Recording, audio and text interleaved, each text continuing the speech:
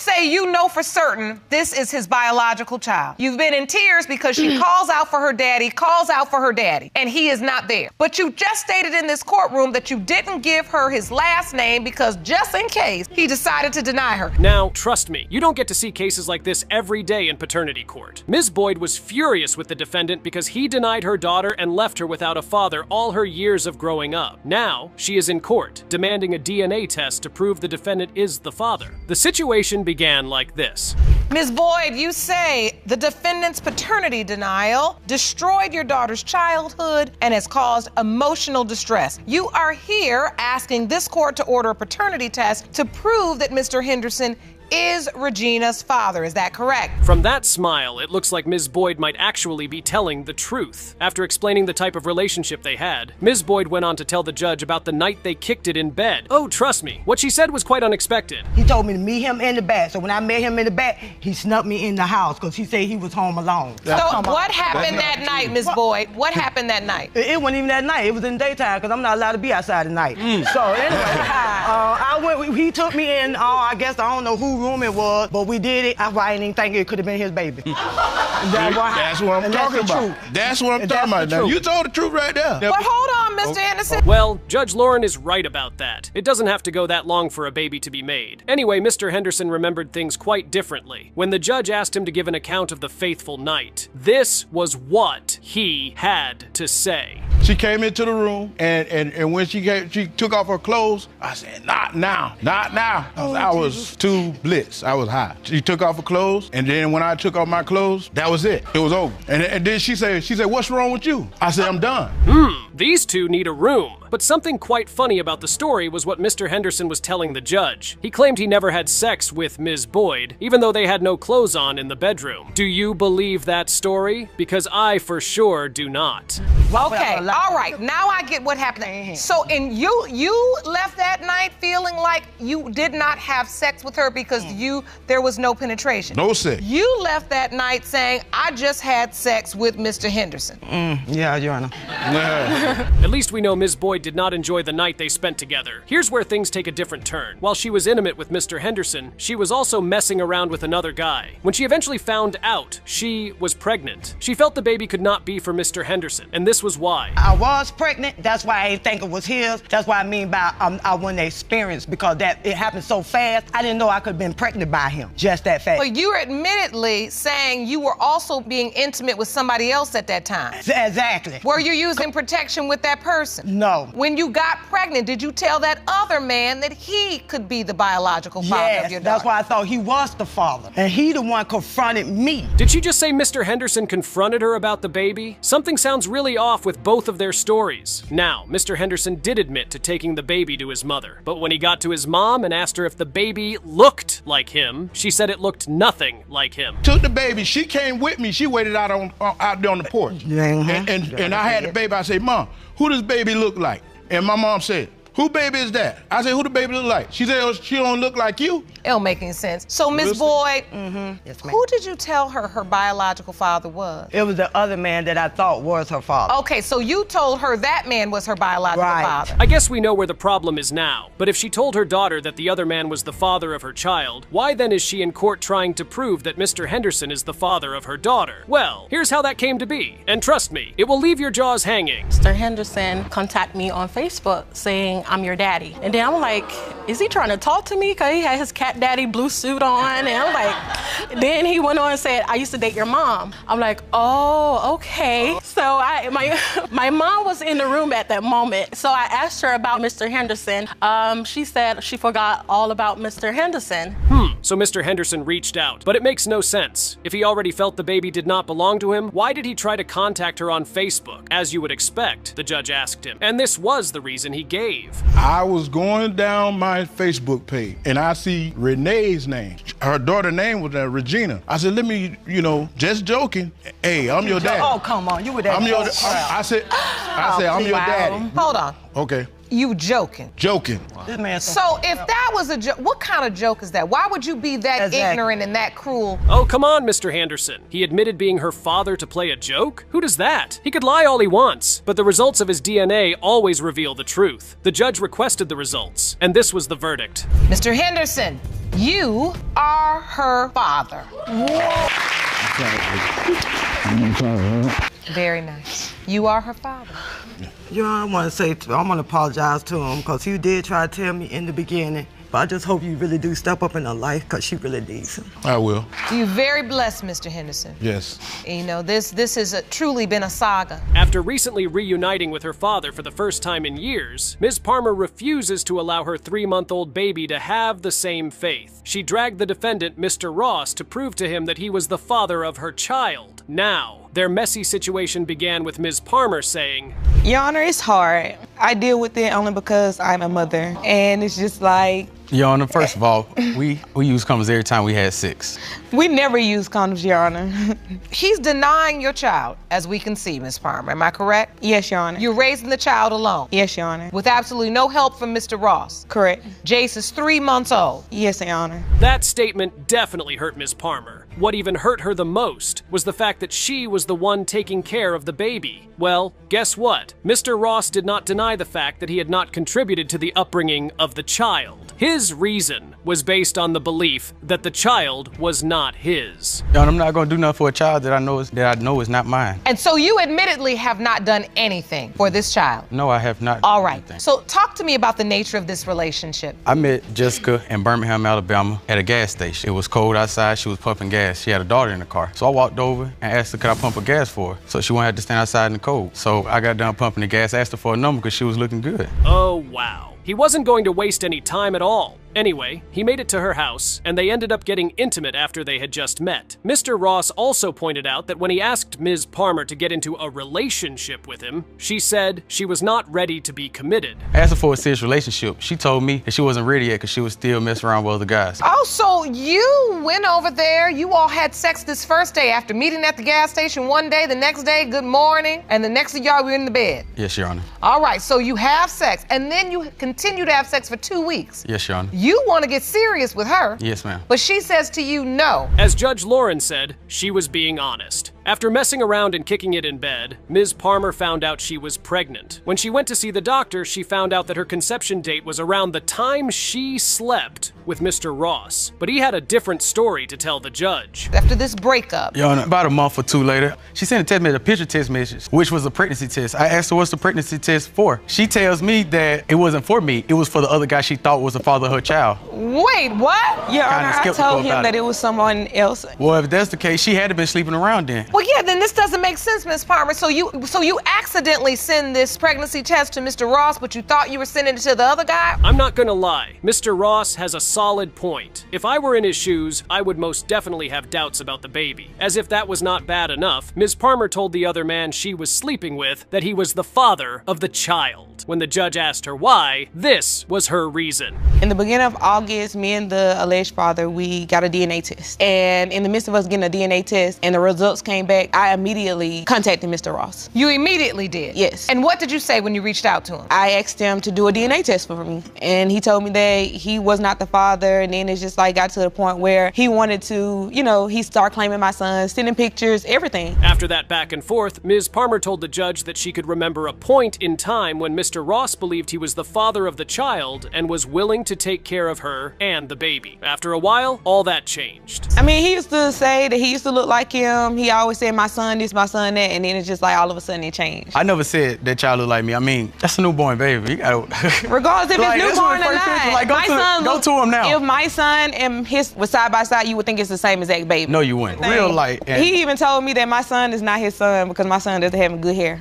At the end of the day, we know babies come in all shapes. All that being said, Ms. Palmer told the judge that she knew that Mr. Ross was the father of her child. She had already lied about having another guy in the picture, so the judge asked her one final time if there could be another man. She replied by saying this. Admitted to him that you didn't want to settle down because you were dating other people, you were single, you had just gotten out of a relationship, and you weren't ready. The other person and Mr. Ross. No, Your Honor. Your Honor, she was messing around with more guys because the guy she thought was her father, he actually is my cousin friend, and I actually know the guy. So of course, he told me everything. He told me I wasn't. He didn't tell him anything because once I got my DNA test, that was it. Wow, looks like there could be another man after all. Oh well, we've heard enough of Ms. Palmer's lies and uncertainty. Let's see what the DNA results are going to reveal. The results came in, and the verdict read like this. Mr. Ross, You are the father.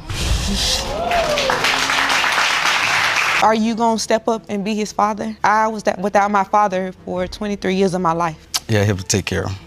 Miss Palmer, I know. When you tell me about your life and the fact you grew up without your father, I have compassion for you, but I am not surprised. In this situation, Mr. Haynes, the plaintiff, was present in court to prove that he was the father of the defendant's child. He claimed that she initially told him he was the father, but for some reason now claims he is no longer the father. Mr. Haynes began his case in the courtroom like this. I know Zoe's my child. Miss Manning is keeping her from me because she has another picture, and that's why I came to you for the answers. So you are convinced, Yes. beyond a shadow of a doubt, that Zoe is your daughter? Yes. And so why? Miss Manning sent me a picture, and I thought it was my son at first. Well, Ms. Manning is quite certain the child does not belong to him. Could she really be denying him the title of father because of another man? I guess we are going to find out now, won't we? Judge Lauren then asked Mr. Haynes to talk about how their relationship began. First met when I was getting a tattoo, and it was at her residence, and we only dated for a short period of time until she ended the relationship. So I ended up moving on and got with my ex now, my son's mom. Was it a committed relationship when you dated, or were you dating other people? It was a committed relationship. Was it a committed relationship, Ms. Manning? Yes, Your Honor. How long after that did you find out you were pregnant, Ms. Manning? From the looks of it, their relationship only lasted a short time. Now, after Ms. Manning gave birth to her child, she told the judge that she never told Mr. Haynes that he was the father. All she remembered was that she told them he could be a possible father. And Mr. Haynes never knew. And you had the baby all the way till she was 9 months old. Yes, Your Honor. And then you informed Mr. Haynes that he was a possibility. What made you send the photo? He asked for a photo of her. And I did not ask for a photo. I didn't even When know I about told it. him that I was pregnant, he asked for a picture of Zoe, so I sent him a picture of her. And how did you even know she existed if you've never been told? I never knew until after my son was born. Their stories have many loopholes. First, she says she never told him about the baby, and then he says she told him about the baby. At this point, who's telling the truth? Well, Judge Lauren went on to ask deeper questions, and this is how that went. Once he acknowledged that, yes, I believe this is my daughter, what did you say? I've never told him he was the father, and I've never told him he wasn't the father. It's always been there's a possibility. And the fact that he's waited 4 years to take a paternity test is what irritates me. And why did you wait 4 years, Mr. Haynes? The only reason I waited so long is because she kept going back and forth that I wasn't the father, and she's already brought someone to the court. I sure was not expecting to hear that. Apparently, she had another man brought to the courtroom to try to prove he was the father, and that turned out to be a disaster. This is where the case gets very insane. There's another possible father in the mix, and his name was on the child's birth certificate. Possibility? The other possibility is on her birth certificate. So are there just 3 possibilities or more? Go ahead and tell the truth. Just 3. So 1 we already tested. The second is on her birth certificate. And the third is Mr. Haynes. Yes, Your Honor. Did you know about the third possibility, Mr. Haynes? No, I did not until I found out last year when I seen on her Facebook saying that she was in this courtroom. Wow, Ms. Manning has been one busy woman. Mr. Haynes had an exhibit that showed the several times Ms. Manning told him he was the father, and the times she changed her mind, saying he was no longer the father. He explained the exhibit, starting with this. Then in around May, I should say, of 2014 was when I first got the Facebook message saying that I was not the father. Based on what information? Because that's when the father that's on the birth certificate, that's when she told me about him. Okay, so in early 2015, what happened? That's when I got unblocked from her, and that's when I received a message from her saying that I was the father again.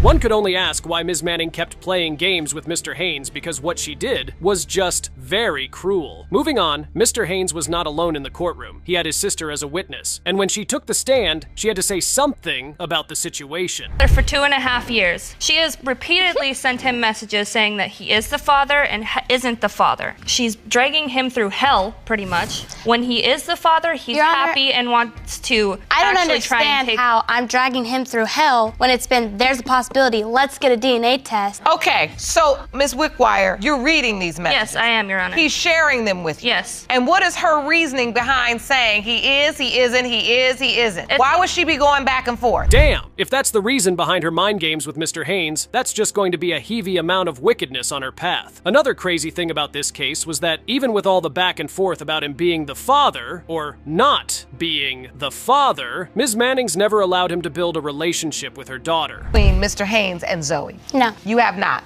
And why is that? I would rather have proof that he is her father instead of them building a relationship and him not being the father. So his gut tells him that he is her biological father. Your gut tells you he is not. You really believe it's the man that's on the birth certificate, already acknowledged paternity, but has allowed you to have full custody and doesn't really want to be a part of raising her. Well, I guess you know what time it is, people. The DNA results are in, and we are about to find the truth. Who do you think the father of the child is? Mr. Haynes or the other possibilities? Let's find out. Mr. Haynes, you are not the father. That's all I needed to know. Sucks that Zoe don't know her real dad. Maybe she should just get the other guy tested that's on the birth certificate. Miss Manning?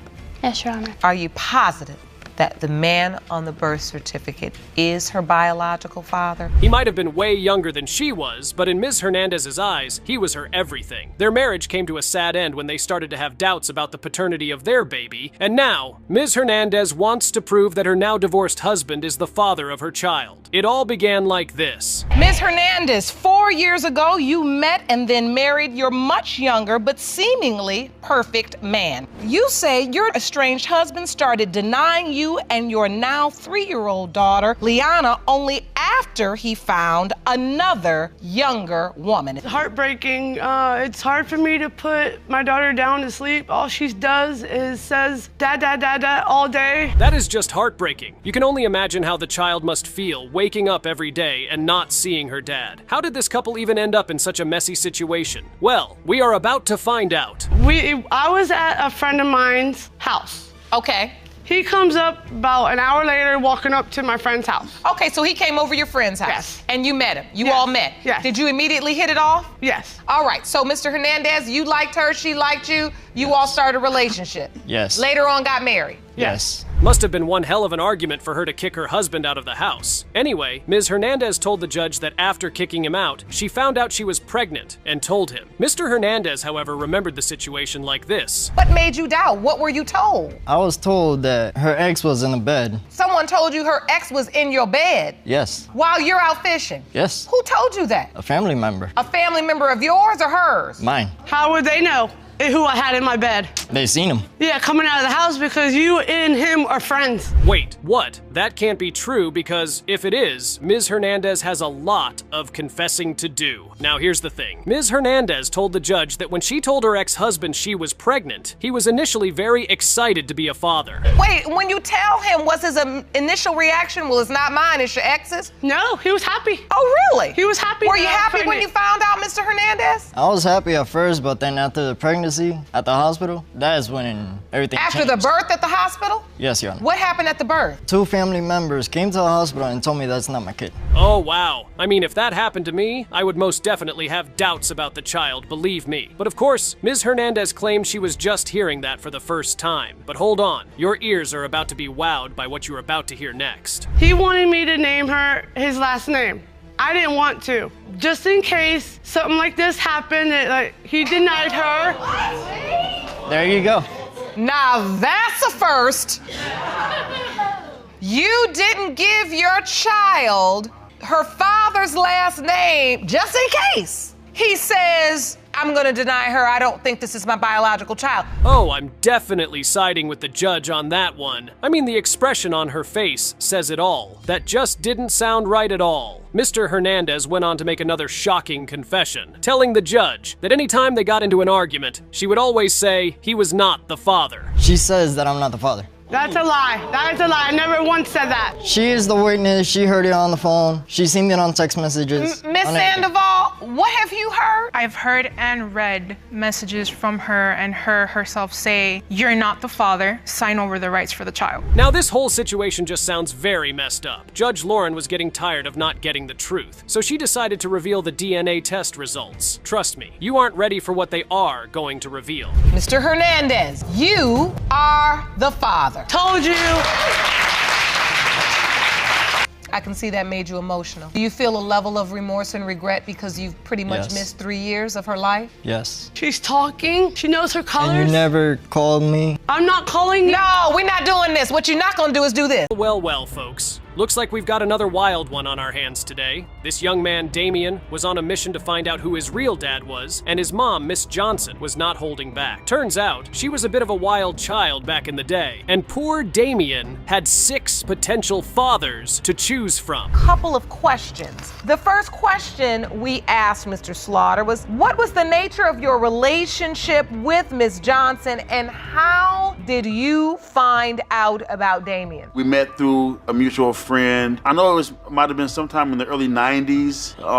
We kind of lost track of each other after, our relations, and then I seen her later on in life. Now, the first guy they brought in, Mr. Slaughter, seemed like he might have been the one. He and Miss Johnson had a little fling back in the 90s, and he even admitted that she told him he could be the dad about 2 years ago. But then he dropped a bombshell. He said she actually told him about it when Damion was 13 years old. You basically started calling everybody. You admittedly were sleeping with multiple men. You said you were fast, and you said you were sleeping around. So you just said, you know what? I'm fanning out and I'm telling everybody I was having sex with, you could potentially be my son's biological father. Because we didn't end up following through with it back then, and that's why we're here today. We didn't have the money. Like, my mom was doing everything by herself. And let me tell you, Damion was not having any of it. He called out his mom for being fast and sleeping around, but he also made it clear that he just wants to know who his dad is, no matter how old he is. The poor kid's been without a father his whole life, and he's not gonna let his mom off the hook until she figures it out. How does that make you feel when he says he would like to be there for you? He would like to be a... It feels good knowing that somebody is willing to step up and be there,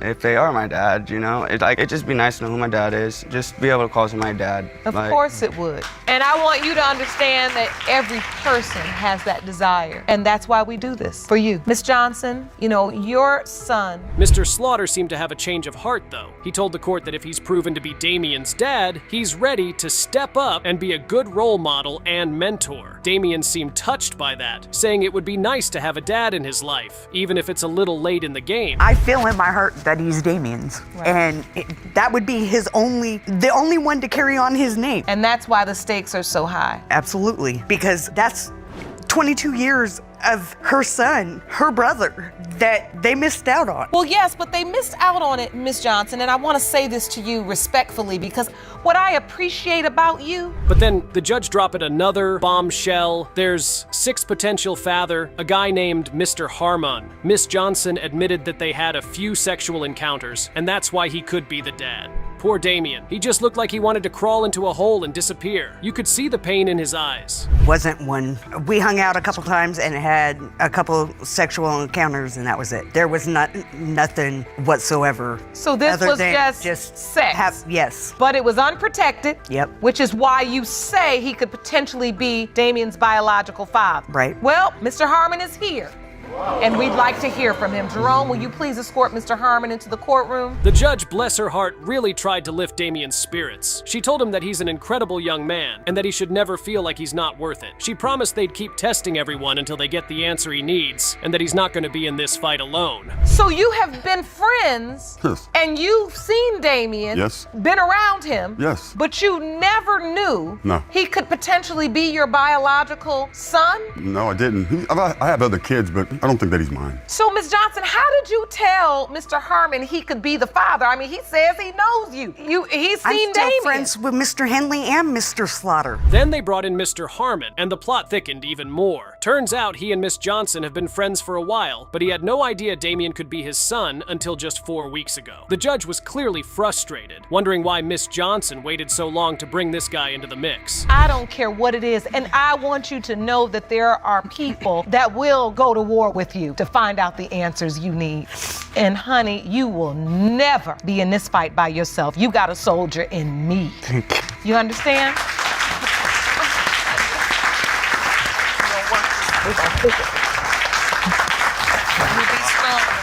The tension in that courtroom was palpable, folks. You could feel the emotions swirling around, with Damion on the verge of tears, and the judge determined to get to the bottom of this mess. When the judge said they were going to test every single potential father, even if there were 33 of them, you could tell she meant business. Mr. Harmon, you are not the father. Mr. Slaughter is not the father. Mr. Henley, you are not the father. The percentage of relatedness between Miss Lethea Murray and Damion Johnson is 0.00%. You are not related. Miss Foster is convinced that she's the best mother in the world, and she's here to prove that her ex-boyfriend, Mr. Jackson, is the father of her daughter, Jakyah. But Mr. Jackson is having none of it. He claims Miss Foster cheated on him multiple times during their relationship, and there's no way Jakyah is his kid. This is gonna be a wild ride, folks. Your ex-boyfriend planned your pregnancy only to have him abandon you and deny paternity. You are here to prove that he is your daughter, Jakyah's biological father. You want him to step up and take care of his daughter. Is that correct? Yes, Your Honor. Mr. Jackson, you say Miss Foster cheated on you multiple times during your relationship, and there is no way. All right, let's dive in. Miss Foster starts off by telling the judge that she and Mr. Jackson had planned this pregnancy, but then he just up and abandoned her and denied paternity. She's confident Jakyah is his daughter, and she wants him to step up and take care of her. He was claiming my first child knowing she wasn't his baby, but then when we planned a baby, he doesn't deny this child at all. Wait. I want to understand this. So this first baby was not his biological child. Correct. But he took you home to his mother like, look at my girlfriend and our baby. Correct. Then what happened? In the midst of us staying together, he told me I was going to be his baby's mother because I'm the best mother in the world. Turns out Miss Foster and Mr. Jackson met on social media. Shocker, right? Apparently, they had a mutual friend who vouched for Mr. Jackson. So, Miss Foster jumped right into a relationship with him. But things got complicated when Miss Foster had a child from a previous relationship, and Mr. Jackson started claiming that kid as his own, even though it wasn't his. No, Your Honor, he doesn't think. He had a whole nother girlfriend out of town. He wanted to play house here and there and have us in a polygamous relationship, which he don't got it like that. Actually, I wasn't playing house. Actually, he was. Then, at some point, you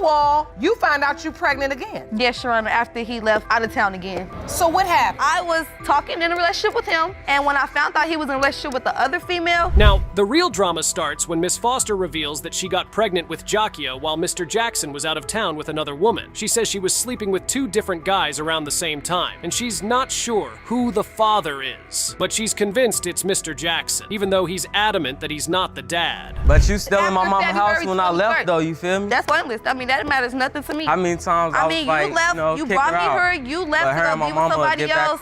Me and my baby stayed. That's just what it was. So, Miss Foster, I want you to take me to the day you found out you were pregnant. I fell to the floor. I did 3 rolls around the floor in the doctor's office because I wasn't having no kids if... The judge tries to get to the bottom of the timeline, and it turns out Miss Foster waited a whole month to tell Mr. Jackson she was pregnant. She says they weren't speaking at the time, but come on, you'd think she'd want to get that news out there as soon as possible, right? Mr. Jackson didn't even know about Jakyah until she was 6 months old. I went to the doctor's office. They gave me the conception calendar. I got pregnant February 21st. That's the same day you left. So that week and that week before, I had a menstrual period. We're sleeping together the entire time. While I'm on in the shower every night, every day, 3 times a day, lunch, breakfast, and dinner, and I was the third. What are you talking? We was together for 2 weeks, bro. 7 days to get pregnant, baby. Well, now, the real bombshell drops. Miss Foster admits that she was sleeping with both Mr. Jackson and another guy, Marquise, around the time of conception, but she swears that during the window when Jakyah was conceived, she only slept with Mr. Jackson. You told me you had 2 boyfriends because he had 2 girlfriends, and you were sleeping with them at the same time. What I'm asking is, were you having a sexual relationship with the other guy at the same time you were having it with Mr. Jackson? Not the exact same time. No, Your Honor, I was not. So it is your testimony that during the window of conception... The judge really lays into Miss Foster, telling her that she needs to stop the performance and start being honest. She can see that Miss Foster is a strong woman who's been through a lot, lot, and she's trying to protect herself and her child. But the judge also makes it clear that it's not fair to Jakyah to grow up with only one parent, especially when she has two. So we haven't been able to establish Basically, a relationship. they on the phone, best friends. Then the next day, So she you on the have bathroom. never seen this baby in person? No, In your life? Never hugged her, never nothing? not yet. No. 15 months?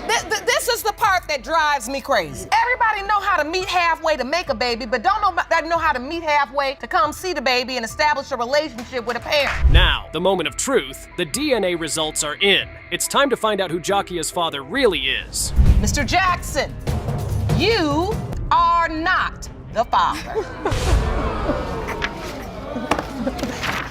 What's funny? That's why I laugh. You just performing now. Like I said, you want your baby to be a stage show? That's on you. Keep performing. But if you're gonna be a mother to a real human being and a beautiful little girl like that, Oof. Looks like we've got another messy situation on our hands here, folks. Tiffany is trying to prove that her boyfriend Josh is the father of her 1-month-old son, Jackson. But the twist? Tiffany admits she cheated on Josh with his best friend while they were on a break. Yikes. petition the court for a DNA test to prove that the defendant is the father of your 1-month-old son, Jackson. You hope these results will save your family because you have 2 other kids together. Is that correct? Yes, Your Honor. Mr. Byram, you say the plaintiff admitted to sleeping with another man, and when the results prove you are not Jackson's father. Now, Josh isn't too happy about this whole situation. He claims Tiffany has cheated on him before, and this time, he actually caught her in the act with his buddy. Can you imagine the awkwardness of that? Finding your girlfriend and your best friend hiding in the attic of her grandma's house? You know, she was over there with the kids. I seen him on the couch at first through the window, and then that's when I started banging on the doors and the windows, and then I go in the house. He's hiding up in the attic of her grandma's house. Hiding in the attic? Yes, ma'am.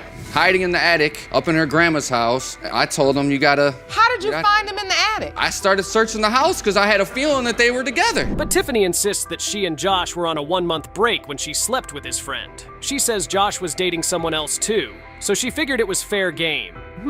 I don't know about that. Period, the end. That's it. Well, you shouldn't treat me like crap, and you've always accused Whatever me. you say. So when did you sleep with Mr. Byram? You say you are certain he's the father of Jackson. When did you sleep with him? September 27th. September 27th. She could have slept with him the same day. I slept with him on September 25th. That's why we're here today for the results. Now, the judge is trying to get to the bottom of all this. She's asking some tough questions like why Tiffany would cheat on Josh if he was constantly accusing her of it anyway. The judge has a point. If Josh was always suspicious, why did Tiffany feel the need to actually go and cheat? And so this thing with the friend wasn't a one-time thing? No. They were in a relationship after I moved out. We were in a relationship They got together. when me and him split up for that month. No, they were together from like July all the way until November. This isn't just a month thing. This was like a 4-month thing. we were in a potential relationship. And then you all, after all of this, you got back together? I wanted to get back together because my daughter is in love with me. And then there's the whole issue of Josh not fully bonding with baby Jackson.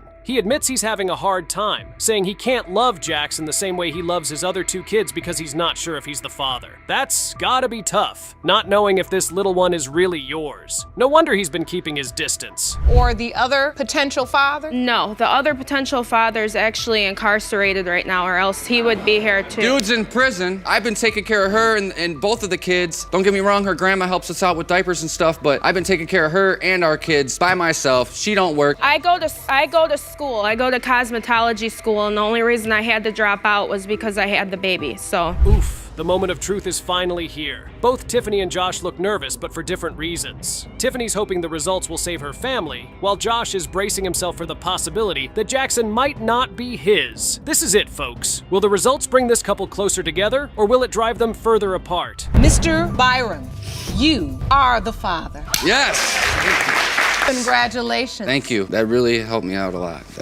How does it feel now? Feels great. Almost want to cry that he's mine. That would be fine. You've been through a lot. No, really. And I can see by the way you talked about how you love your other children. This plaintiff, Michael Taylor, claims he had a whirlwind 2-week romance with the defendant, Samantha Orr. And after it ended, she called to tell him she was pregnant with his child. But get this, when Michael showed up at the hospital for the baby's birth, another man was there, and now Michael is convinced the baby isn't his. Whirlwind 2-week romance with the defendant, and after it ended, she called to tell you that she was pregnant with your child. You say another man was at the hospital for the baby's birth, and therefore your DNA test will come back negative. Dodge his responsibility, and you are confident you will prove he is your child's father. Is that correct? Your Honor. Now, Michael claims this isn't the first time he's tried to get a DNA test from Samantha. He says he's been asking for one since the moment he found out about the baby, but Samantha has been dodging it at every turn. She's even gone so far as to argue with him,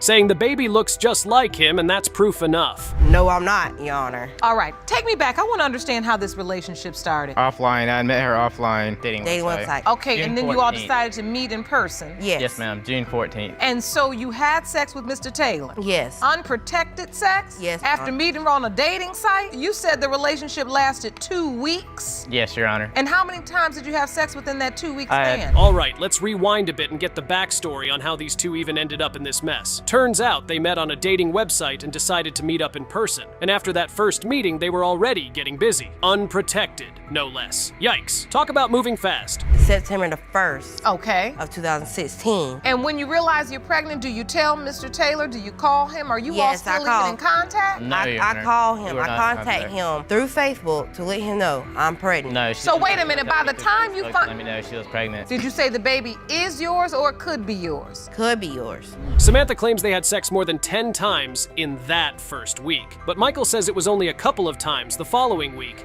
Someone's not being entirely truthful here. And get this, Samantha admits there were other men she was intimate with around the time she got pregnant, but she claims Michael was the only one she was with when she was off her birth control. Looks like we've got a real player on our hands, folks. Mr. Taylor, do you remember the story going that way? She told me it was mine, yes, but I did not agree to them terms, no, because I myself knew of 3 other different possibilities. No, there's no other It's conception, not a contract. Jerome, he said he did not agree to those terms, okay? When did you find out the baby was born? I found out the baby was born a week after. Now, when Samantha realized she was pregnant, she says she called Michael to let him know. But Michael says Samantha also told him there were other possible fathers, which is why he didn't believe the baby was his in the first place. And get this, Samantha didn't even bother to call Michael when the baby was born. She just waited a whole week to reach out on Facebook. Because I was told by the nurse there was another man in her room. That was a friend guy. Had this child. Really? He was a friend guy. Was this a friend you've been intimate with in the past? No. So why is he up at the hospital? Because he's supposed to have been like the godfather of my son. How did you have time to notify the godfather and not the biological father? And yet you are blocking him from being there at the most important moment. I don't understand. But the plot thickens even more when Samantha reveals that another man was actually present at the hospital when the baby was born. She claims this guy was just a friend, but Michael's not buying it. He thinks Samantha had time to notify this friend about the birth, but couldn't even be bothered to let the supposed father know.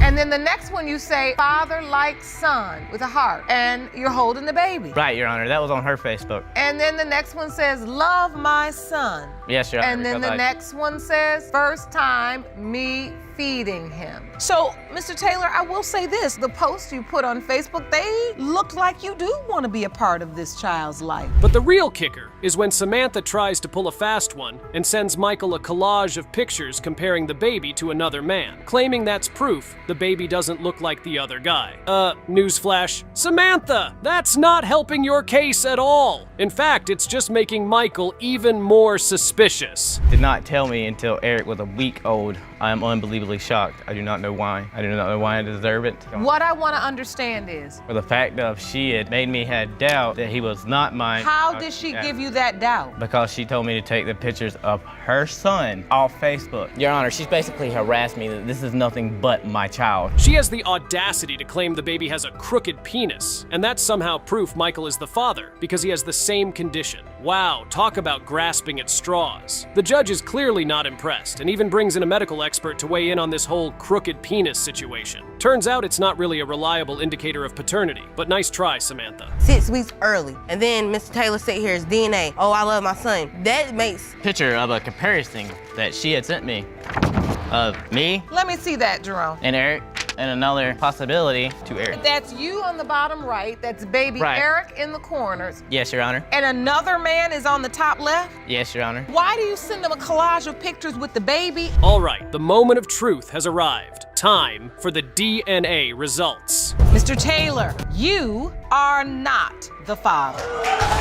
Give me Calm down, Mr. Taylor. I know this was disappointing. I could tell from the pictures you had formed a bond with the baby. I wish I never knew her. I don't see how that's. So yeah, even though you possible. had doubts, it is obvious you were coming here hoping to be wrong. Right. Ooh boy, we've got a real doozy on our hands today, folks. This paternity court case is a wild ride from start to finish. Miss Clark was certain her ex-boyfriend, Mr. Newby, was the father of her baby, but he wasn't so convinced. Dated for only 3 months before you became pregnant with his baby. You say the relationship was moving forward until he left you for a woman you claim is old enough to be his mother. It is your belief that she is the reason Mr. Newby is denying paternity. You do not believe you are the father of her child and claim it has nothing to do with your new girlfriend, Ms. Faulkner. Miss Clark explained that she and Mr. Newby dated for 3 months before she got pregnant. But then he up and left her for an older woman, Miss Faulkner. Miss Clark reckons this new lady put all sorts of ideas in Mr. Newby's head, making him doubt the baby was his. Miss Clark, first of all, before there was ever Miss Faulkner, you and Mr. Newby had a relationship. Yes. I need you to take me back to that. Your Honor, when I met him, I was in drug use, but, we were together for 3 months. He was in drug use. 5 years later, my mother had died when I was 18 years old because of cancer. So when he left me when I was 7 months pregnant. But Mr. Newby had his own side of the story. He claimed Miss Clark was seeing another guy around the time of conception, and he wasn't convinced the baby was his. Uh-oh, looks like we've got a classic he said, she said situation on our hands. We were gonna be, have a family, so I was excited about that because I felt that my son was gonna have a father and a mother, and instead. We were not supposed to be, it's all wrong. All right, I told her from the beginning when she first went to jail, she would call me, and yeah, I would talk to her because I was thinking that the baby might possibly be mine. I've had my doubts from the very beginning. She's constantly lied. She's cheated on me with her ex, 3-4 times? No, only Something like once. that. Now, Miss Clark had a pretty rough past. Her dad had died by suicide when she was just 13, and her mom passed away from cancer a few years later. So when Mr. Newby left her while she was 7 months pregnant, she felt totally abandoned. But she said she cleaned up her act, getting off the drugs for the sake of her baby. That wasn't a secret. That wasn't a secret. I said it in front of you, in front of him, and in front of his family. Miss Faulkner, I have to ask you, when he was showing the sonogram picture at work, were you in a relationship with him then? No, I was not. So why was it your business what he was showing? Because I was a friend of his. And you're old enough. I have always been a friend of his. She's always been a really good friend of mine. Yeah, but you're old enough. My point is, now, I want to hear more about this doubt. Mr. Newby, on the other hand, seemed to have some trust issues. He claimed Miss Clark had cheated on him multiple times, even during the time of conception. Miss Clark only admitted to one instance of cheating, but Mr. Newby wasn't buying it. He said he wanted a DNA test from the very beginning, but Miss Clark kept refusing. And then I looked, I told everybody at work, I ran home trying to get it right up there, and she was just playing. You sent him a picture of a fake baby. Well, it was a picture of the internet. It was on the internet or whatever, and I sent him the picture, but I was just upset she because questions why he had left me.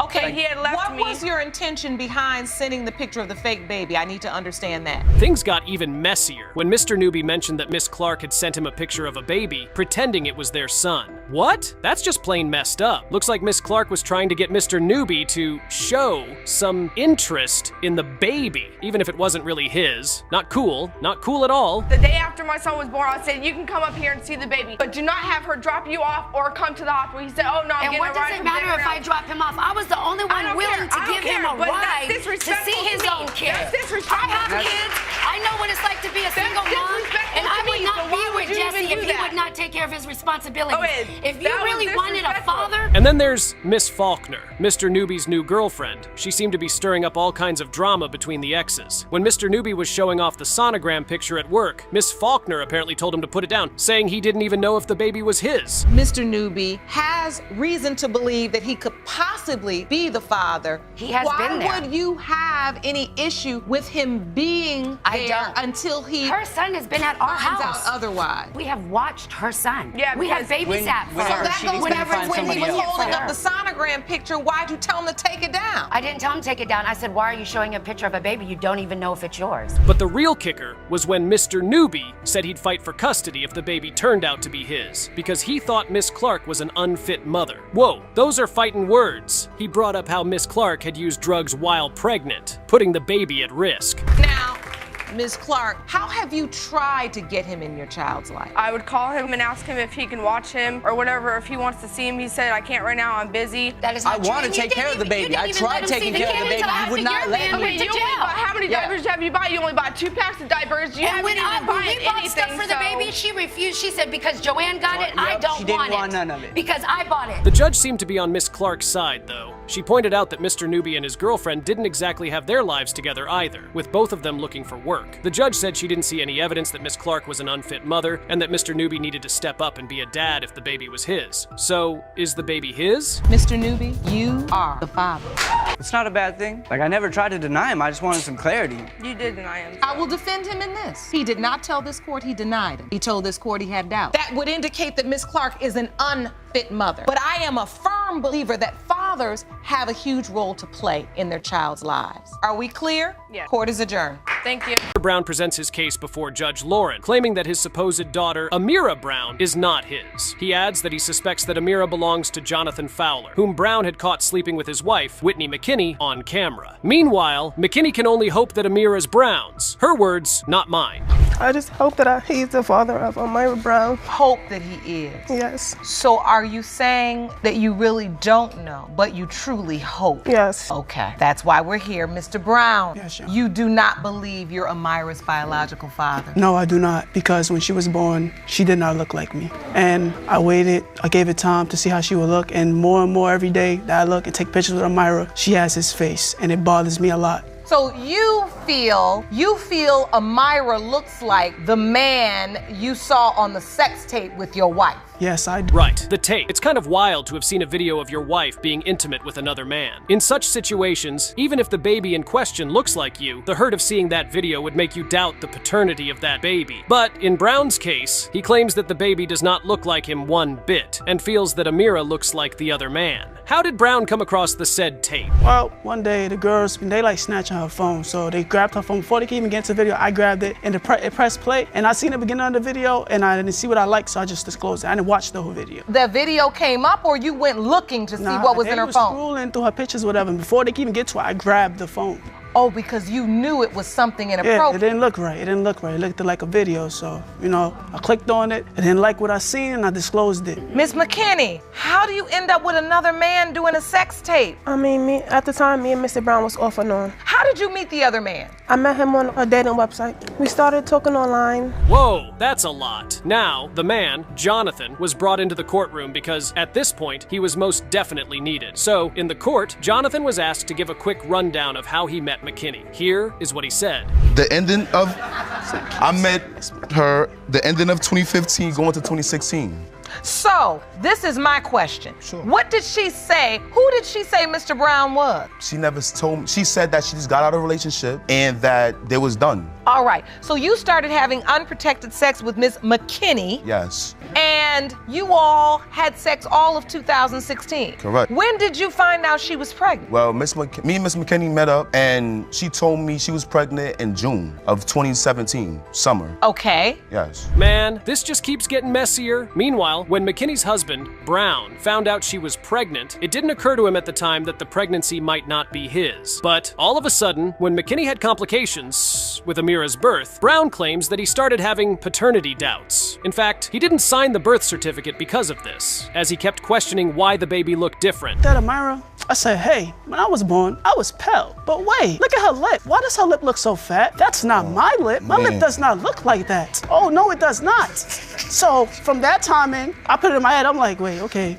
If she's not mine, then she gotta be Mr. Jonathan's child, because she started looking more and more like him. And then you had people inboxing her saying, oh, that's not your husband's baby. Your Honor. It doesn't look like Your him. Honor. So, and my family was saying that she looks like me because my deceased father that passed away, they said that Myra has my dad's head shape. Brown is a character. The questioning continues, and the judge asks Jonathan about the last time he and McKinney were sexually intimate, to which he responds that it was a year before Amira was born. Going by that, it's not possible that Amira is is his, which then begs the question, why did McKinney tell him that she was pregnant? Here is what she had to say about it. So why did you tell Mr. Fowler you were pregnant at all? If this had I told both of them ended- I was pregnant, but he didn't know I was pregnant before he found. Well, why? I mean, if it's over with him and it's done, why? If you hadn't been with him for an entire year, he's out of the picture. Why tell him you're pregnant? I have no clue. You just decided I'm gonna call and tell Mr. Fowler I'm pregnant? Yes. There's something you're not saying. So, Mr. Brown, now that you hear the testimony that Mr. Fowler says that it was a year earlier, an entire year, when they broke it off and the relationship was done. Exactly. Plus, what's all that poker face for when she is clearly in the wrong? Just like Brown said, something definitely isn't right. Despite Fowler's testimony, which rules him out, Brown still doesn't believe that Amira is not Fowler's, all thanks to McKinney's shifty attitude. Either way, the dust of this uncertainty can only be cleared with a DNA test. Let's see how that goes. Mr. Fowler, you are not the father. Thank you. I really appreciate you. Thank you. He's not the father, Mr. Brown. Okay, I was like to say I apologize. I apologize. I'll accept your apology. Thank you, Mr. Brown. You're welcome, Your Honor. Jerome, I'm ready for the next envelope, please. Well, that completely rules out Mr. Fowler as the baby daddy. Unknown to McKinney, the court also did a DNA test on Brown to determine if he was Amira's daddy. I mean, everyone would also want to know where Brown lies in that aspect. But McKinney didn't see it coming when Judge Lauren asked the court's officer Jerome for the next envelope. Take a look at this. Mr. Brown, you are not the father.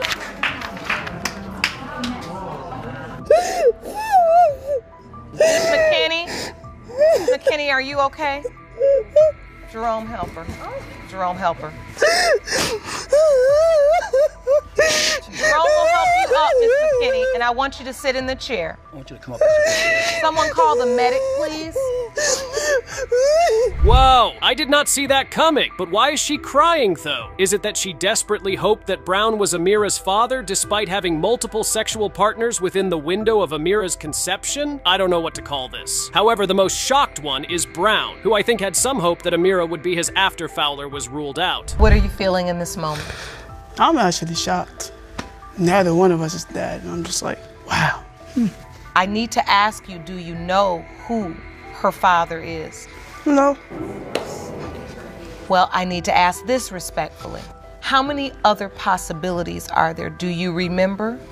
Gotta be honest with yourself at some point. You can't keep bringing children in the world with lies and paternity issues hanging over their heads. The issue here is rather complicated. You see, Taylor Holthouse had a sexual relationship with her mother's boyfriend, Mr. Chenault. And now, she is at the court to prove that Mr. Chenault, and not the other man she had a similar sexual relationship with, who, by the way, doesn't even want the child, is the father of 3-month-old Zayden. The problem is, Mr. Chenault is denying paternity. Mr. Chenault, you are Ms. Holthouse's mother's boyfriend. Yes, Your Honor. Though you admit you were intimate with your girlfriend's daughter, you say you strongly doubt you fathered her child. Yes, Your Honor. So Ms. Holthouse's mother is waiting outside the courtroom, and I'm sure she'll have a thing or two to add to this case as well. We'll meet her in a moment. So Mr. Chenault, how did you end up in a sexual relationship with your girlfriend's daughter? It started out as a text message, Your Honor. I received, it wasn't supposed to come to me, and a word was misspelled. It was a word. A few days later, she had on a tight clothing. I must say, I'm disgusted by Chenault's dirty behavior, and it just kept getting worse as he displayed his shameless thoughts. This whole thing between Chenault and Taylor went on for about 6 months, after which Taylor's mom, Christine Bogardus, found out about their illicit relationship. But how did this secret get revealed to Christine? Let's find out. She had kind of manipulated both of us, saying that I told her about what we did and I never said anything, and she said that he told her about what we did and he never said anything. And who confessed? Actually, I confessed. You did? Yes, ma'am. Were you also still sleeping with her mother during that time? Yes. Now you know that's just nasty. Yes, Your Honor. Ms. Holthouse, how were you sneaking around behind your mother's back with her boyfriend? What What were you doing? Unbelievable. Now, during all of these sneaky link-ups, Christine had caught Shinold with her daughter, but not while they were engaged in the act. So, at the time, she didn't break things off with Shinold. At best, she was angry with him for a few days. Meanwhile, Taylor found out that she was pregnant, but at the time, she was not sure who the father was. When you find out you're pregnant, whose child do you think it is? At the moment, it could have been 2 guys. Which 2? Mr. Shinaud and another guy. And I had to sneak out and go tell Mr. Shinaud that it could be his, maybe. You were honest? Yes, Your Honor. So, Mr. Shinaud, I'm guessing at this point, hoping, she throws you out at this point. Actually, Your Honor, no. That just sounds very ridiculous. When the whole situation started getting wilder, the judge had to bring in Taylor's mom, Christine. In the courtroom, Christine narrates how she started to suspect that something illicit was going on between her daughter and Shinold, and how long she had known this nasty man. Here is what she had to say. At the same time, he was in a sexual relationship with you. Yes. Did they deny it at first? Yes. But your intuition told you something was going on. Right, because my daughter was acting funny. What was she acting like? If I was sitting on the couch next to Mr. Shinaud and I would get up to go to the bathroom, she would get up out of the chair across the room to sit by him. Oh, no, she didn't.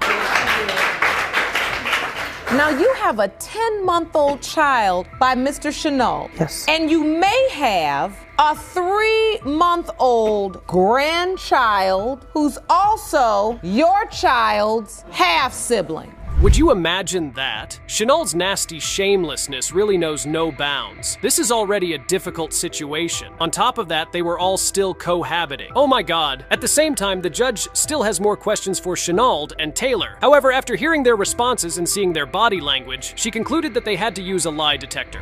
See, we deal in scientific evidence here. So I want to know if both of you say you're not sleeping together anymore and haven't slept together since September. We have access and we can take a lie detector test.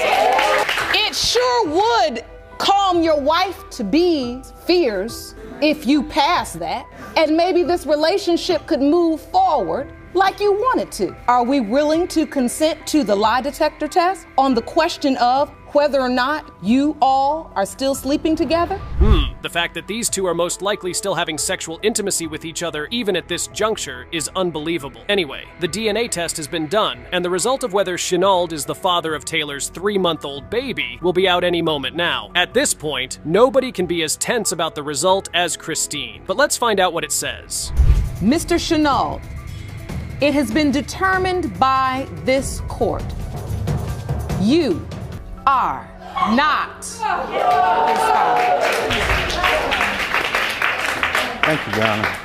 I can hear you breathe a sigh of relief, Miss Bogardus. Well, at least there is one less problem for their family to deal with. The only sad thing is that little Zayden might grow up without a father, seeing as Taylor claims that the other guy doesn't want to take responsibility for Zayden if he ends up being the baby daddy. So, 20-year-old Taylor is left to bring up her child alone. However, this family needs counseling, as Christine said. I do think that we all need counseling. Well, I'm glad you brought that up. Miss Holehouse, what are you gonna do? 20 years old. I don't know, just try my hardest just to do what I can for him. Her mother and I will try to help her. Can you help her and keep your hands off of her, though? Because I don't believe it. I don't believe it not one bit. If you looked up lie in the dictionary, your picture is next to it. In this episode of Paternity Court, Shelbert Barlow brings his wife, Tanya Winslow, to court, claiming that he is not the father of 20-month-old Jabril. In fact, he goes ahead and says that he is certain of who the father is, thereby accusing Tanya of infidelity. Now, where things take a turn is that Barlow actually has an extended case of infidelity, something he admits himself. Hear something? While I was away, I would call all the time, because I got a long past of infidelity. I got a long history of infidelity. A very long history. And so I left. When I went away, she said pay back some straight ladies. Let's use appropriate language. Exactly what she I said. never stated that, Your Honor. So he comes now, up with I go away. I've never stated that. While I'm away, I'm calling and stuff. She says, yo, you calling me, he here. call me back. Your Honor, the landlord was there And at the I'm- house. So you're saying because when you would call, the landlord would be there and she'd tell you to call back? Yeah. He was doing his landlord responsibility. So why hang up on me when I'm paying for the phone Because call? he need my undivided attention to see what's going on with the house. I really don't think that is solid proof that your wife is cheating, but let's keep going. Barlow added that he would call home by 10 p.m. and the landlord would be at his wife's house. While that seems really suspicious of Tanya, she claims that the landlord does not have contractors and does all of the repairs in the building. But there is more. Here, take a look. Okay, now, when I'm in the house, I'm pregnant with Mr. Barlow's baby. I can't put bunk beds together. I can't put these entertainment centers together. So yeah, if Mr. Barlow is absent and he can't do it, who else is gonna do it? Okay, listen, this man running a business. Now, you gotta pay me $2,500 for rent, right? For what reason do I say, okay, you ain't got it, just give me $300? This is what happened. When I moved into this apartment building, man, I had got duped by a crooked person. The landlord that I was supposed to move into a house in, I paid him $2,000. Okay, what I went to do is get my lights cut on, and they told me that the place that I was trying to rent wasn't even rentable. That's a lot. The tension keeps getting worse, and each time Barlow presents an accusation, Tanya is quick to counter, providing plausible explanations for the events. The situation becomes so convoluted that it's difficult to determine whether Tanya was truly unfaithful. At some point, it even starts to look like Barlow had severe trust issues. I mean, take a look at this. He calls to try to see if he can hear noise in the background. I'm at home with 3 boys. I don't have time for him to hear let me hear who's in the background. Be quiet. Let me see what's going on. That's his own insecurities because of his past and all the cheating he has done on me. He expected because I haven't cheated on him. You know what the real problem is, Your Honor? Mr. Barlow didn't know what the landlord looked like, so when he finally saw the landlord, he was like, oh, I thought the landlord was old. When he found out he was around our age, that's when his insecurities came in. Yup, a nice landlord who is clearly doing all of your daddy duties, Barlow. Did I mention that Barlow was barely home? Yeah, and now that he knows what it is to cheat on someone, he is being extra watchful of Tanya. So far, Barlow hasn't been able to successfully prove that Jabril is not his. While he reiterates that Jabril does not look like him, Tanya drops a shocking bomb.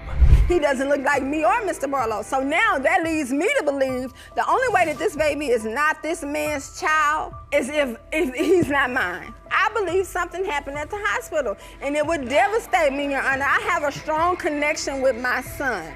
Now, if this boy isn't my son, that means not only do I have to find out who he actually belongs to, but then I have to find out where my biological child is. This is a first in this courtroom. Now that is an unbelievable turn of events. Tanya's statement and research shocked the judge so much that she had to adjourn the court for some time. It is common to hear fathers question the paternity of their children, but for a woman to say that she also doubts her child is hers, that's wild. Anyway, the judge, after making her findings, resumed court to say this.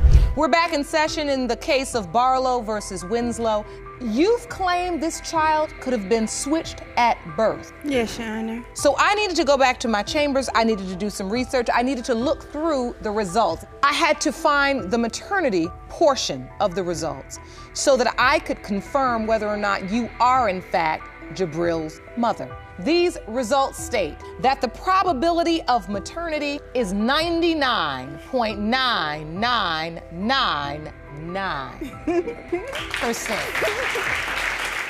You, Ms. Winslow, are Jabril's mother. Thankfully, that turned out well. Otherwise, the show might just change from paternity court to maternity court. So, back to Barlow. He goes on and on about how Tanya was just giving excuses. He even claims that since the landlord is Colombian, Jabril is the landlord's son because of his skin color. However, Tanya is just hurt by all of this as she recounts all that Barlow has put her through. I have never cheated on this man. I've been with this man for 11 years, off and on. Throughout the whole time I've been with him, he have not only had twins on me, but triplets as well. So it's not like it's just like a little simple thing like he hasn't done anything to me. He has done the most. Yes, as a woman, I stand here with my backbone, and I've accepted all of his wrongdoing. And I still love him to death, to the bottom of my heart. So why would I wait till he's in... Excuses are best for those who use them. You understand what I'm saying? Mr. Barlow, you serious? You believe this landlord has a little bit too much of a presence in your life? This man is getting too cocky for someone who was never even present for his wife and kids. He never even attempted to help her pay the rent money, which he keeps saying she was able to evade due to her suspected illicit relationship with the landlord. At this point, even the judge is tired of all this and proceeds to reveal the DNA test. Curious to find out the result? Here you go. Mr. Barlow, you are the father. Thank you. Thank you. Thank you. Thank you, Your Honor. So, the bottom line is you are the mother and you are the father. And ultimately, you two have got to get past all of this that you've brought upon yourselves. Because sometimes when you live in confusion, you can't grow, you can't build. But a child needs to grow up in a family. This is a case like no other. Ms. Johnson dragged the defendant, Mr. Rice, to court because she believed that he was the father of her child. She claimed he had never met her child before, and that made her beyond furious. This was how she opened her case in the courtroom. Ms. Johnson, you have summoned the defendant to court today to prove that he fathered your 6-month-old son, Jeremiah. Yes, Your Honor. You are furious that he never met your baby and plan to prove paternity today. Is that correct? Yes, Your Honor. Since he was born, he wasn't at the hospital or nothing like that. He hasn't been there since I was 2 months pregnant, actually. Mr. Rice, you haven't seen the baby not once? You haven't come to see the baby once? No, Your Honor. Well, you had Mr. Rice. He claimed to have some serious doubts about the child's paternity. But first, Judge Lauren wanted to know how they got together and what kind of relationship they had. Ms. Johnson took the floor and told the judge that it all started when she broke up with her ex. Okay, back in, I want to say June, the end of June, me and my boyfriend, we broke up and I was in my feelings. So I took comfort in Mr. Rice. And we were friends prior to that, but it went further than expected. We had sex and I found out I was pregnant in September. Well, at least they both agreed that they had feelings for each other in the beginning. The question now is, how did it go from being so sweet to having paternity doubts? After messing about and kicking it in bed, Ms. Johnson found out she was pregnant. I had just a regular doctor's appointment. I wasn't feeling good, and when I got in there, she was like, Ms. Johnson, you're pregnant. And I was like, what? She was like, you're pregnant. And at first I was in shock. Like, I was freaking out, like, okay, I'm pregnant. And me and Mr. Rice had already talked about, he said he wanted kids, and I didn't think it was a problem. I thought he would be happy that I was pregnant. He was happy. Ms. Johnson was the one who called off things. Anyway, after hearing her side of the story, the judge turned to Mr. Rice and asked him to give his account of how things really went down. He began his story by saying this to the judge. First? Yes, I was excited about it until she decided to tell me it could be her ex's baby or it could be my baby.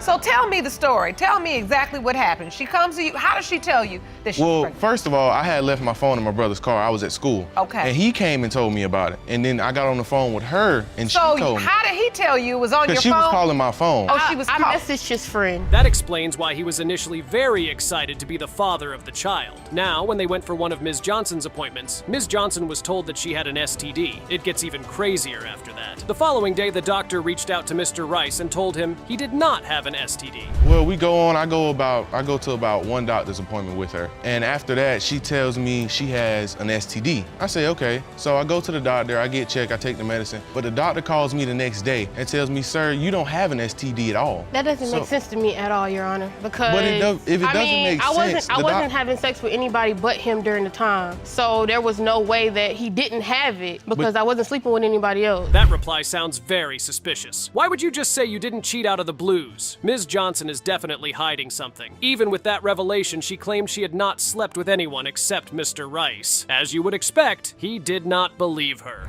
That means she was cheating already. I haven't cheated on him. I haven't been with anybody else but Mr. Rice. But it doesn't make sense because right after we broke up, maybe a week or two later, she was right back with her ex. But he knew that. He knew that I wanted to be with my ex. He knew because I told him I don't have feelings for you like that. I mean, I care about you, but I don't love, I'm not in love with you. So I went back to my ex because that's what my heart was. With that answer, it's pretty obvious Ms. Johnson has some secrets she's hiding. Mr. Rice believed the baby belonged to her ex because she claimed she still wanted to be with him. He also told the judge that the dates of the conception just did not add up. Take a look. Because when she told me she was a month pregnant, it was in October. But if she was a month pregnant in October, the baby was supposed to be born in June. The baby was born in April. Oh, so what you're saying is the timeline was off from the conception date she gave you. Yeah, she told me at the beginning, when she goes to the doctor and find out how long she is, whether she's 2 months or 1 month, if she was 2 months pregnant, it will be James' baby. Well, Ms. Johnson sure has a lot of explaining to do, that's for sure.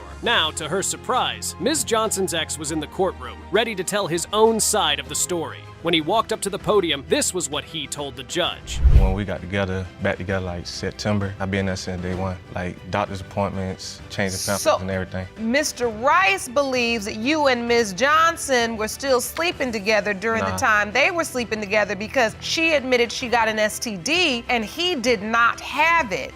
So did you have one that you could pass to her? No, ma'am, because we had took a test too and I didn't have it. You did not have it? Yes. Even the ex-boyfriend did not have the STD. So, Ms. Johnson, where did it come from? The mind-blowing thing here was that the ex-boyfriend also believed he was the father of the child, and that only made Mr. Rice's doubts grow. Do you still in the back of your mind think that way, despite what she tells you? Yes, ma'am. You do? Yes, ma'am. So you think this is your biological child? Yes, ma'am.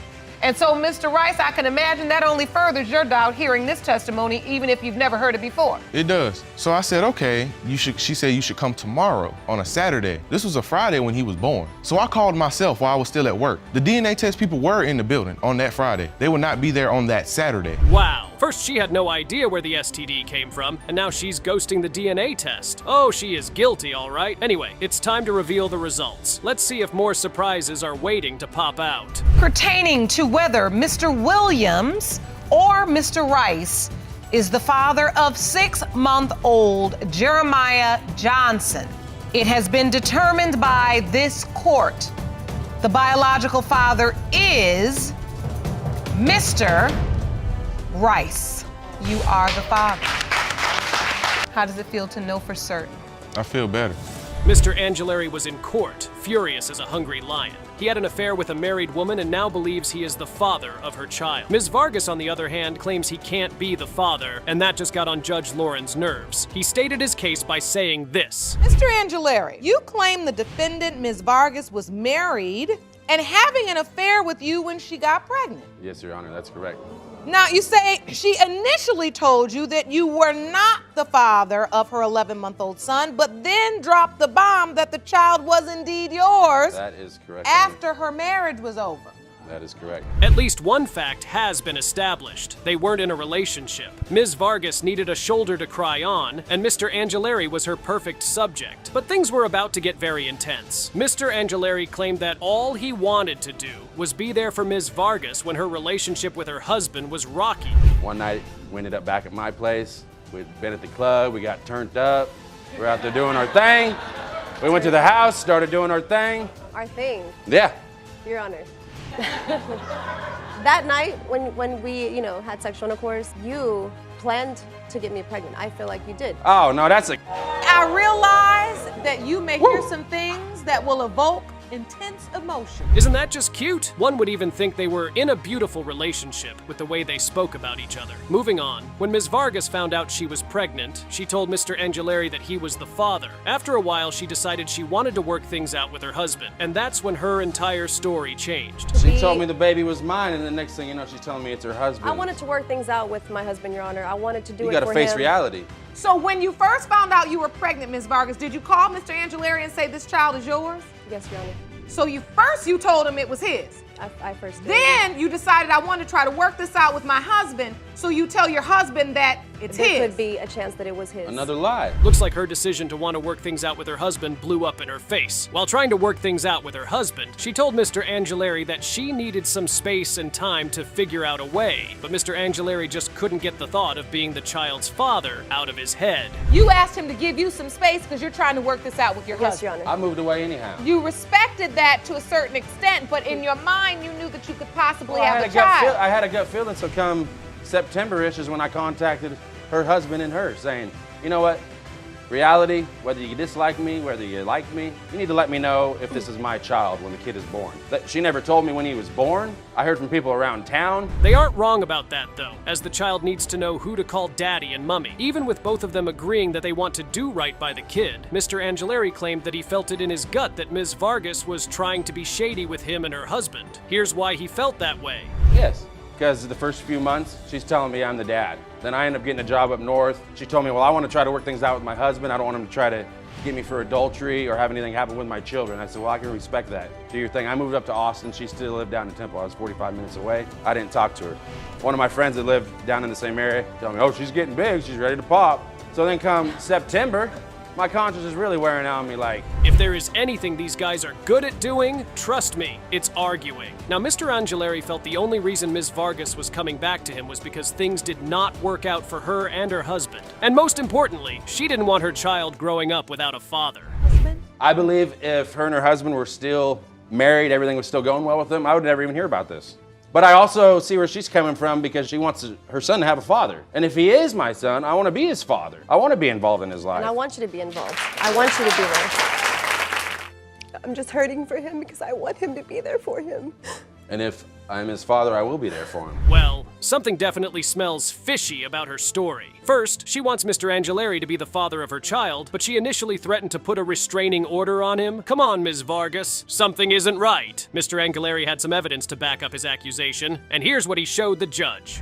These are messages that say, I need you to give away your rights. I hope you stay away and never come around. I will put a restraining order on you. What kind of mother does that when you think that's the father? What had he done to warrant a restraining order? Nothing, Your Honor. So this is just angry It's talk. just being angry.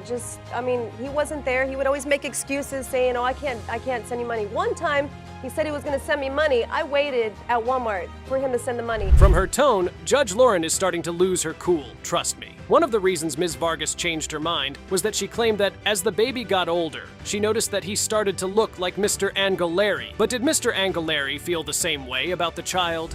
As she did until the kid was 6 months old, 5 months old. Why couldn't you get a hold of me then? I felt like he was starting to look more like you, and I wanted you to be there. Do you think he looks like me now? Yes. Because my other two kids resemble me, spitting image. Of course, he's gonna look like the mother too. It's not just gonna be you. Well, yeah, that's understandable, but I don't see many of my traits. I guess we know why he wants to be part of the baby's life if he ends up being the father of the child. Anyway, enough drama and testing Judge Lauren's anger. The results are in, and it's time we find out who the real father of the child is. Mr. Angileri, you are the father. Thank you so much. Thank you so much. That's all I've wanted.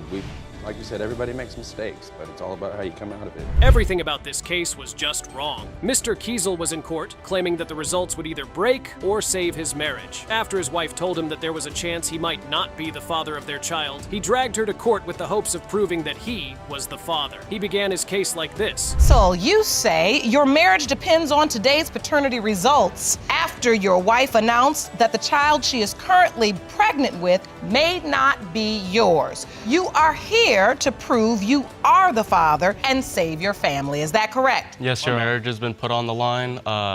A month into our marriage, she had cheated on me, and it led to where I might not be the father of this child. Just 1 month into the marriage, and she already cheated on him? Now, that's wild. Without wasting any time, the judge asked Mrs. Kiesel what in the world made her cheat on her husband just 1 month into their marriage. This was her explanation. Wedding day. We really rushed into a relationship. We had been dating on and off, but it was back and forth with my ex and him. We both have broke up a couple times over while we were dating. And then when we got married, it just was kind of like a let's go do this kind of thing. It was like, let's do it today. So we did, and I just feel like we might have got married a little too young. Now, that is just disappointing to hear. A couple of weeks after she had cheated on her husband, she found out she was pregnant. Mrs. Kiesel claimed that she and her husband were trying to have a baby, and when the test came out positive, they were both excited. And I happened to take one, and it was positive. And at first I was really, happy and excited, And then just a couple seconds later, it hit me that I'm about to have to tell him something, no husband wants to hear. So you found out you were pregnant first, and then you knew you had to tell your husband. Yes. Because you knew there was a possibility this other man could also be, your ex could be the child's biological father. One can only imagine how heartbreaking the news must have been when Mr. Kiesel found out. Well, you are about to find out. After Mrs. Kiesel was done telling her side of the story, she asked Mr. Kiesel to tell his side, and this was what he said to the judge. It was crushing. We'd been trying for a while, and she was in the bathroom. She walked out crying and told me she was pregnant, and I asked why she was crying, and she told me that there's a possibility that I might not be the father. And that's just, I broke down myself, and it was heartbreaking that this thing that was supposed to be great, we'd been trying, we finally got it, and I might not even be the father of it. You can't argue with the judge on that one. Those dates are too close. Despite the dates being close to each other and the fact that she actually cheated on him, Mr. Kiesel still believed he was the father of the baby, and he gave his reason by saying, the child's father. I do, Your Honor. Tell the court why. We have a nose that looks a lot alike. Mine goes down and then bubbles at the end, and with the ultrasounds that we had, the child had the same kind of nose. You believe by looking at this ultrasound, it appears that you have a similar nose to the child. And we have fat upper lips. I see it in the ultrasound as well. For her sake, let's pray Mr. Kiesel ends up being the father of her child. Mr. Kiesel told the judge that he believed the baby looked like him because he saw similar features he had on the baby during an ultrasound. Honestly, I have a cleft chin, and in some of the pictures, it's a little hard to see, but it's a very dominant trait. And I was born with bilateral clubfoot, and my father was, and my two brothers were as well, so it seems to run in my family. Whenever we were going through ultrasounds and having that done, it actually looked like his feet might have had some deformities in it as well. Moving on, the judge decided to bring in an expert to explain if the features Mr. Kiesel saw in the baby were actually the same features he had. Even after the expert gave her explanation, Mr. Kiesel was still convinced he was the father of the child. Sure, see it. At about 20 weeks, we do an anatomic scan of the fetus, and we look for abnormalities. So from the picture that we've seen, the still shot, the 2D shot of the foot, it's not possible to tell yes or no. Because the court did give you the scans we received, and you were able to review those. Correct. Well, there's no need to beat around the bush. The results are in, and the truth about the paternity of the child is about to be revealed. Who is the father of the child? Mr. Kiesel, you are the father.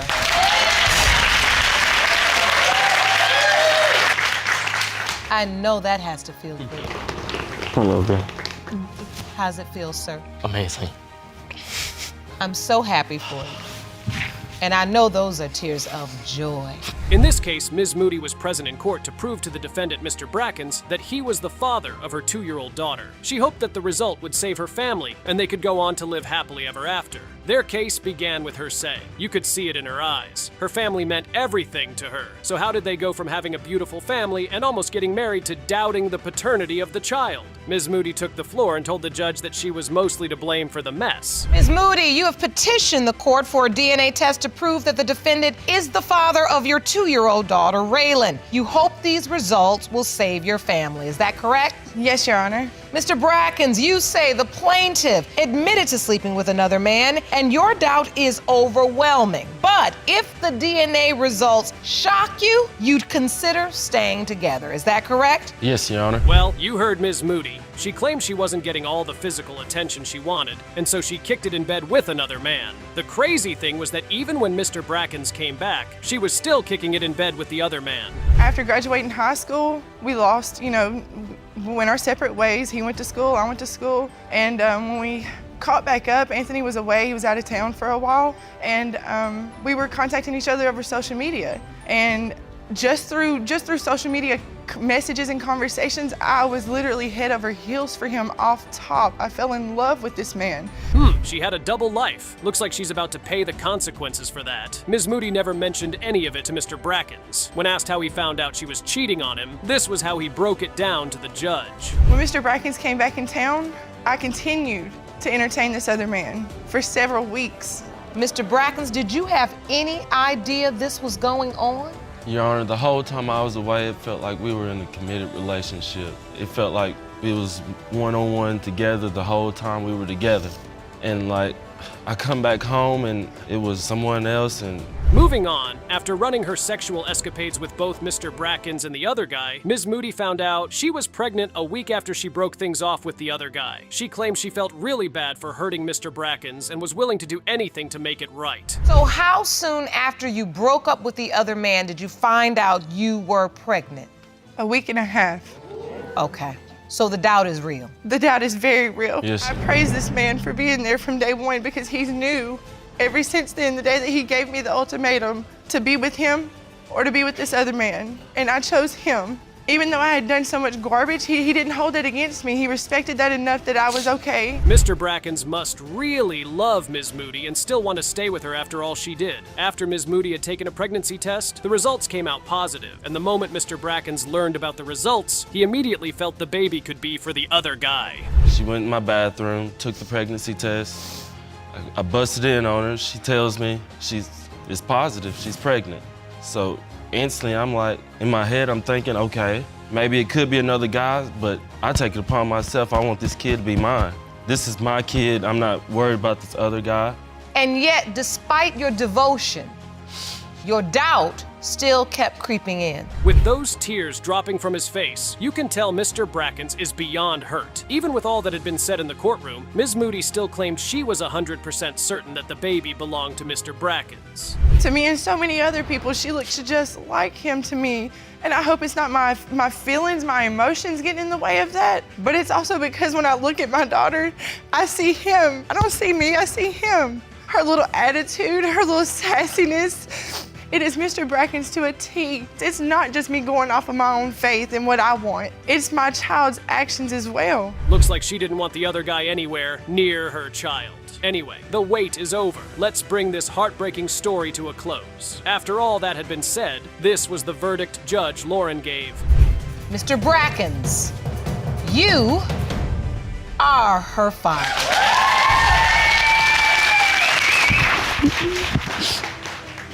How does it feel, Mr. Brackens, to look at your beautiful little girl with no doubt in your mind, not another thought? It's amazing, Your Honor. Mr. Brackens, you have done an amazing thing for this child. Murphy claimed that after having a short and brief relationship with Mr. Miles, she got pregnant, and things took a turn for the worse. She claimed he was refusing to accept the child because Mr. Miles had another woman in his corner and was not ready to lose the relationship. She opened her case like this. Ms. Murphy, you claim you had a short, passionate relationship with the defendant, Mr. Miles, and then you became pregnant. Mr. Miles, you argue that the only person you're trying to forget is Ms. Murphy. Yes, Your Honor. I mean, that has to be very hurtful. Why would he refer to her child as a boy? Well, it only gets worse from there on. The judge asked Ms. Murphy what had happened when she broke the news to Mr. Miles that she was pregnant. As you would expect, he denied the child her face. But he won't acknowledge that at all. What happened when you told him you were pregnant? He said, I don't want you to have this baby. This is not okay. I don't need this type of attention.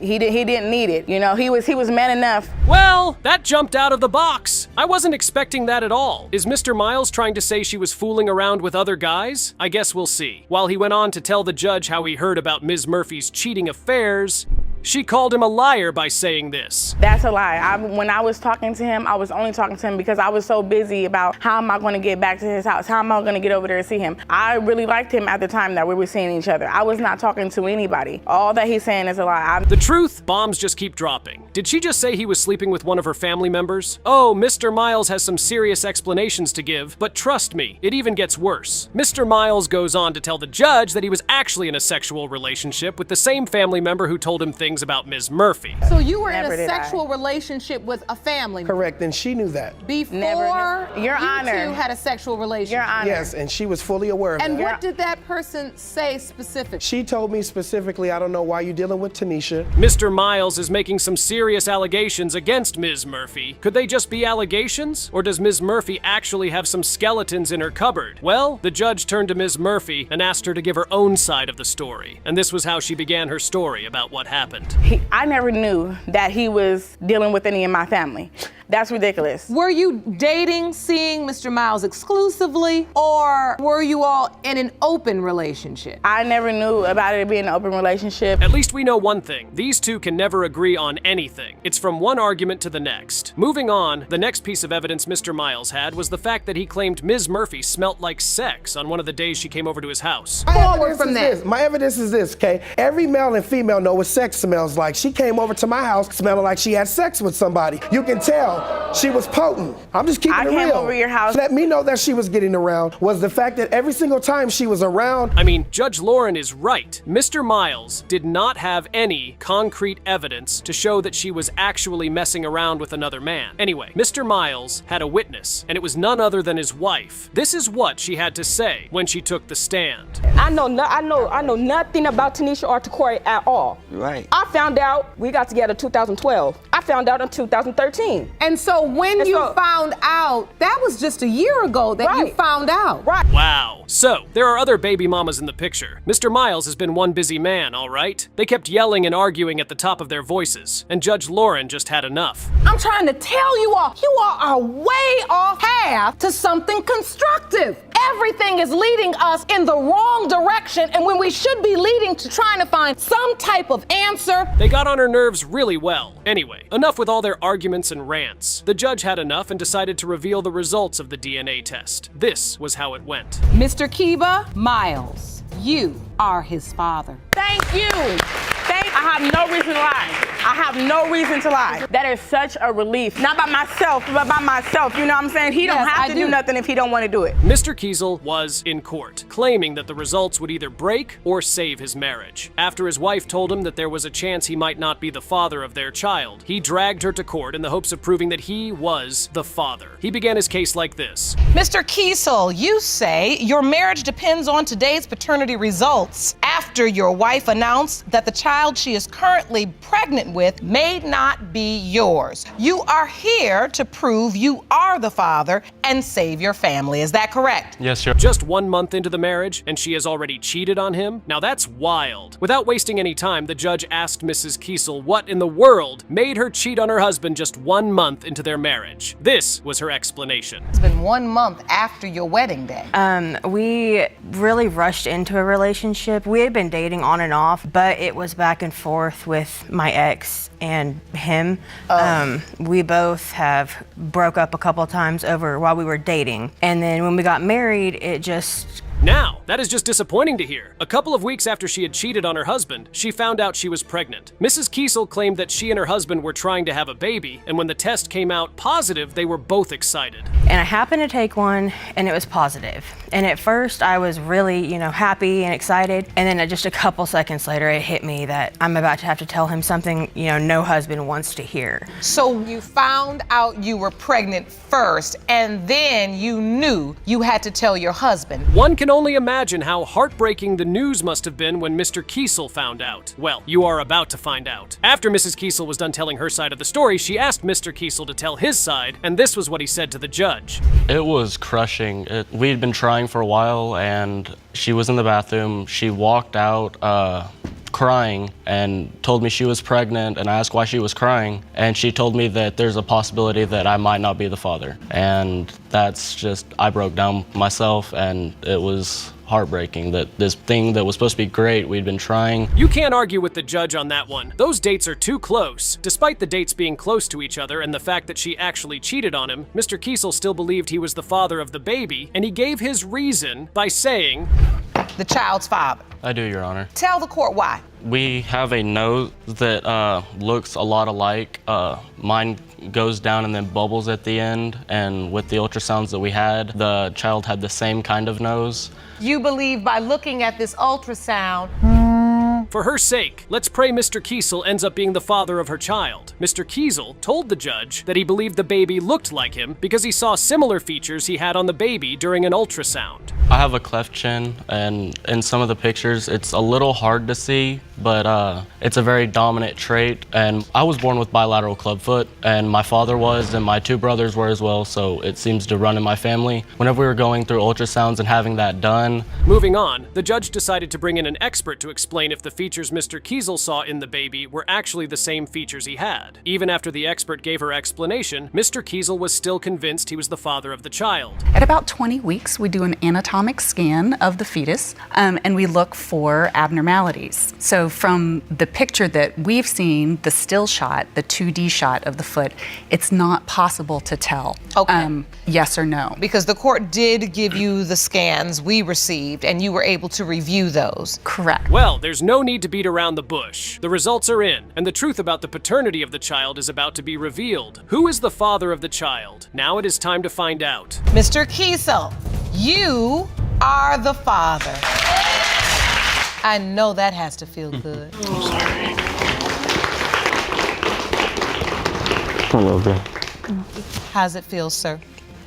Amazing. Mr. Adams could go to jail today for not paying child support if the court determines he is the father of Ms. Williams' kid. He has been prohibited by law from leaving his state, so he has joined this session through video conferencing. The defendant, Ms. Williams, says that Mr. Adams' legal issues are his own fault and his mother's. Well, it all begins like this. Your Honor, my son is now facing jail because of this situation. This very moment, you're concerned that he could be arrested for failure to pay child support for a child that both of you have doubts is even his child. True, Your Honor. Okay, Mr. Judge of Character. Ms. Williams agrees that it was not a committed relationship and was basically an off and on thing. But does that not mean she cannot be sure that he is the father since she has slept with so many men? Well, Ms. Williams says their doubt is valid, but somehow Mr. Adams is the one who has been forced to run from the law. It's a possibility. I never, said, oh, you are the father or you gonna take care of this baby or nothing like that. He could be arrested at any point for child support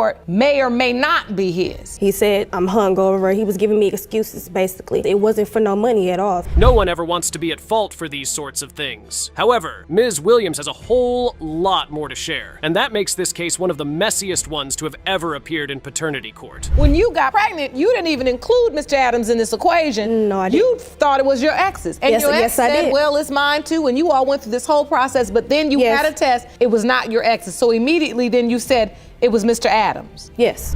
So it is an open and shut case, then. If the baby does not belong to her ex, then it must surely belong to Mr. Adams, right? Well, that is not quite how things work over here in paternity court. Cases get a lot more complex than that. So how did Mr. Adams get into this legal problem? Well, Ms. Williams said she knew that he was her baby daddy for sure, so she went to the state to get help. Okay, but you said, I don't want child support, I don't want any of this, but it got to the point where you needed help, and so you went to the state. Yes. And then during that time, you had to name who the potential father could be. Yes, I did. And you gave the state his name. Yes, I did. And then he was ordered to go to court. Yes, he was. And that is how it went. Mrs. Adams here says she once overheard Ms. Williams tell her daughter that Mr. Adams was not the father of her child, and Ms. Williams says that never happened. And here is how she puts it. I wouldn't have never came to your son. A possibility is a possibility. I never said no, and I never said he was the father. You said no. Another situation, we was in a department store, and I seen her. She was with a guy. She was around 9 months pregnant. Well, let us hope that Ms. Williams is really not lying, because that could be extremely embarrassing. Of course, Mrs. Adams says that this makes her doubtful that the child is for her son, and honestly, it makes me doubtful too. Well, it is time for the truth, because Mr. Adams is now alleging some really troubling things. Well, actually, Your Honor, I do feel like it was other people as well. What evidence you have to suggest that? My mother told me that she talked to Miss Williams, and that Miss Williams stated that she had some other guys tested as well.